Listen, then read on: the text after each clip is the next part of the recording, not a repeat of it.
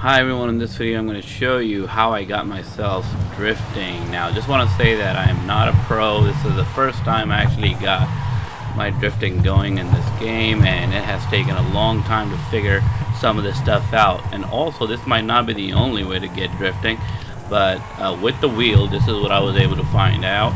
And with a lot of experimentation, this is what I came up with. So I just want to share some of those ideas and tips with you, and it all starts with the settings. So now the issue that I kept having with drifting is that, one, I felt like my car wasn't turning enough, and two, I felt like my car wouldn't kick out. The rear of my car wouldn't kick out. So that's just two of the reasons. And then the third reason was I felt like the steering wheel was too sort of tight, and I couldn't really get it going quickly enough. When a turn came and I was supposed to press on the gas real fast and turn at the same time, for me, my car wouldn't turn at all. So it has to do with the three things that I really want to tell you about.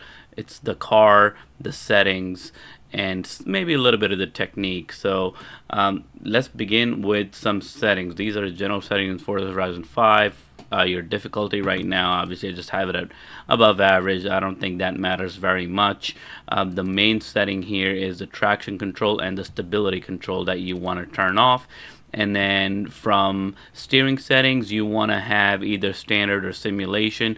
Simulation is still too difficult and challenging for me to control. I'm definitely a rookie, just brand new, trying drifting for the very first time using the steering wheel. I've never done it with the steering wheel, so I'm keeping it on standard. It allows me, I feel, to still control the car a little bit without the car going too crazy that I can't bring it back. I have the shifting to manual without clutch because, one, it's a little bit easier, I think, and two, I don't have a handbrake, so it just works better that way with e-brake.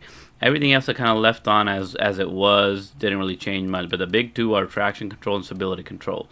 After that, you want to get into your settings that are your advanced controls. So a lot of people made videos about this, but I think it just works differently for each person. But for me, the issues that I was having, as I said before, were the car wasn't kicking out enough, and it was really hard to control, and I wasn't getting like a power steering feel, like a free spinning wheel kind of feeling that you would expect when the drift kind of starts, so that you can easily slip the wheel through your hands left or right without having to do too much work. I'm still having to do too much work, so I think I'm still learning to play with these settings. But the reason why I'm sharing these settings with you is because these settings actually got me going, and I'm like on level 1 right now, very beginner level, but still the fact that I got going after trying for so long, I just wanted to share with you. So center spring scale, how quickly and how strongly the wheel gets centered. This, I find, it can be a hit or miss. Like, obviously you want to have the wheel come back very quickly, but at the same time then it adds too much strength and it gives the wheel a stiff feeling. So I try to keep it lower than a 1.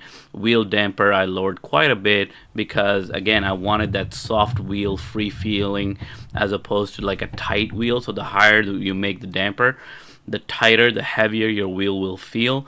So you don't want that when you're drifting, I don't think, anyway. At least that made it harder for me because I don't have a desk. I don't have like a special rig. I have my wheel just clamped down to my desk, and I was finding that I would have to wrestle with it so much, turning it, that I was knocking stuff down off my desk, and it's not a good feeling. So dampering the wheel a little bit was better.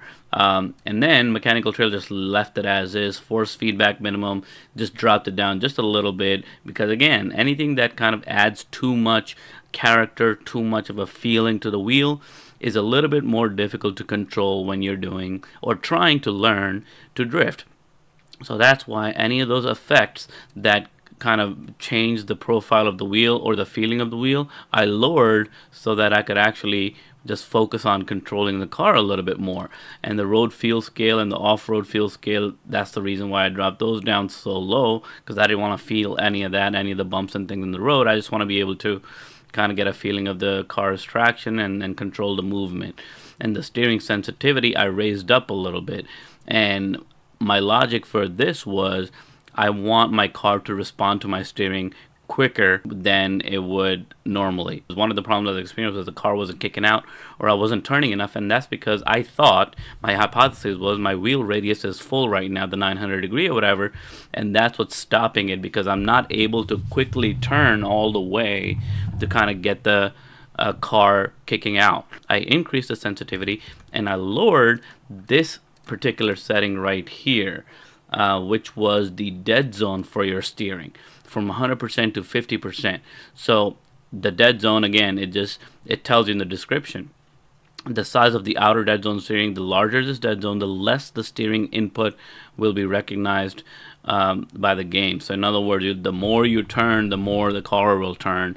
So if you make the dead zone a little bit smaller, I made it half the size, then I don't have to turn as much for the car to register the turn. That helps with drifting, because when I want to flip the car out or kick the car out, or the rear of the car, I don't have to turn all the way. I know that takes a little bit away from like the natural feeling that you might be trying to get with your drifting, where you want to turn the wheel a lot more, spin it out a lot more, but for me it was getting in the way. So anyways, let's take the car on the road. See, it's really that easy. Like, I know my steering wheel isn't turning all the way, but at least I could get drifting, right? And then later I could tweak the settings a little bit more and see what I can do. And maybe I'll increase the dead zone again when I get more comfortable. See, like, I still have a little bit of the power steering kicking in, which is nice. It does do just enough centering for me to keep the car straight and under control. Like, that's what you really kind of want when you're a beginner drifter. You want to be able to control the car. And here we are. We're able to get through, and look at the drift points there. They're just racking up. I'm going through the rocks, not crashing in, right? And that brings me to the other thing. So the settings are half the game with this, right? I can drift with one hand. It's pretty cool when you get these settings. So for a beginner, these settings are fantastic, I think, because if I can do it, you can do it. It's really hard for me to drift on a wheel. I was having a really hard time, but now no issues whatsoever. And I don't have to do too much. I don't have to be very aggressive with my acceleration either. Like, it's more forgiving, because these settings kind of like make it very easy for you to drift. Your mistakes are not going to be that much more pronounced. You can actually still drift even if you make a few mistakes. Like, I'm off the road right now like I was for a second, but I'm able to get back in. I'm driving in third gear. I don't have to like go crazy, and I can just practice, see how things go. There you go. I turned a little bit too much there. There you go. I'm crashing, and there we have it. So, you know, I still am drifting. Like, it's not really ruining the experience for me, which is what was happening with the default settings. Like, definitely not the default settings.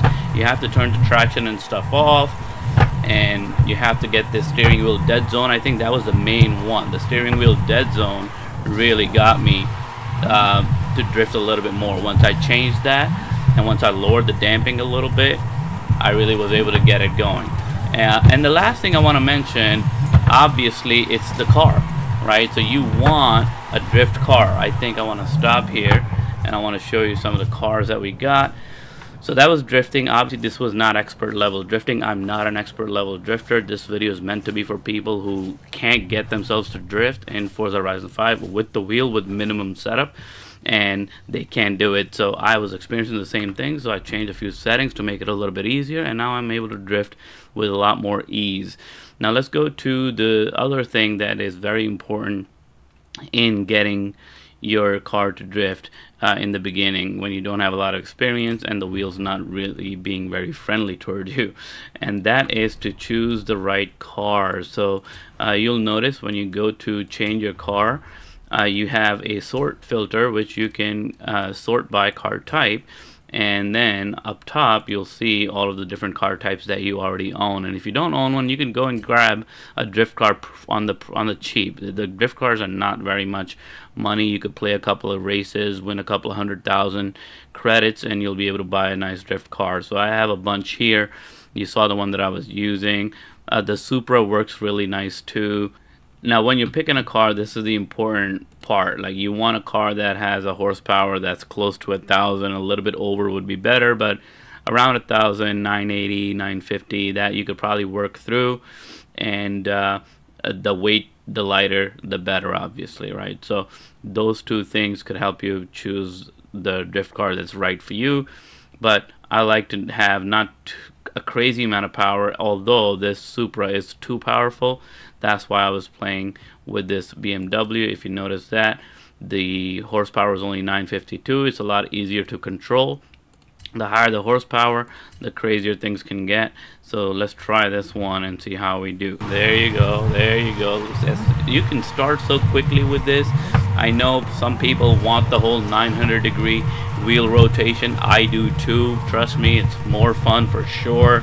But when you're a newer person, it's just not working with this game.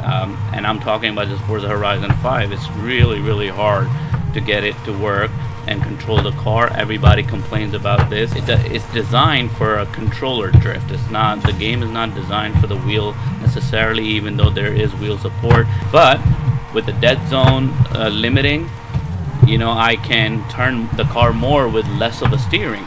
So that's what's, I think, helping me with this kind of drift.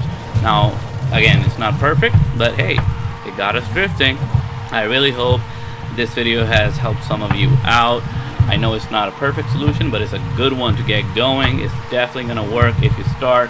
Get yourself a drift car, turn off traction control, turn off stability control, change steering to standard, reduce your dead zone, the outside dead zone for the steering, and pick a drift car that is a specially designed drift car that will get you spinning and swerving in no time. And just like that, we got ourselves drifting. We got ourselves drifting. Enjoy it. I hope it helps, and happy learning. Peace.